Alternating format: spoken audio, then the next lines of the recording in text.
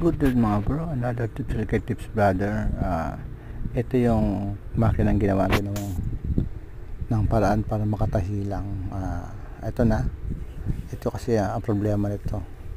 Kumakalog pa rin kasi ginawa din ng paraan. Ngayon, yung may-ari bumili na ng parts.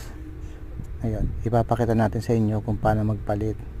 Ito, binibigyan ko lang kayo ng idea para magpapalit tayo ng ganitong bagong needle bar. Yan, bago to. At saka yung kanyang bushing. Yan yung bushing. Yan, bago yan.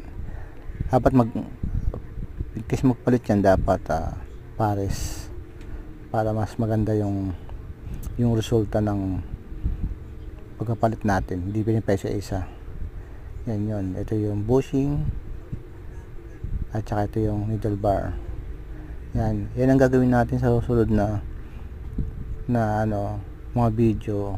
Pero ito, binibigyan ko ng idea para makita natin na pag mga ganitong problema, dapat mekaniko ang gagawa nito. Kung kaya naman ang mga mister nyo ni bro, pwede nyo sundan to po unti-unti. Yan kumakalugo.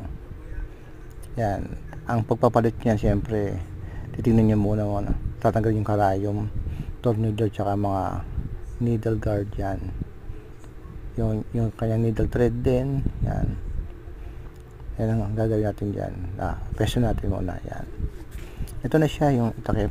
Una syempre alisin natin yung side cover.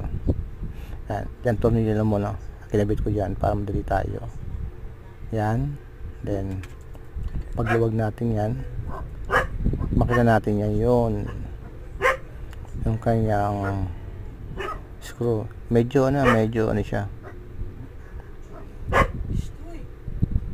medyo madilim lang po. Yan, tinatagal ko na yung needle screw, karayom. Yan po, yan ang gagawin natin. Then pagtanggalan natin yan, talagang tatanggalin lahat, pati din yung pinaka-tornilyo. Yan, pagkalas ng tornilyo niyan, yan, medyo pukpukin nyo para matanggal yung pinaka-head, yung thread head niya. Yan yung sa needle bar. Yan, then ibababa na ng konti, luluwagan lang yan. Pagluwag yan, huhugutin na. Yan, ito yung first part. More tips ka tips brother, pakipalo sa Facebook at sa YouTube. Good day po ulit. Next video natin, wait lang po ninyo. Good day po ulit.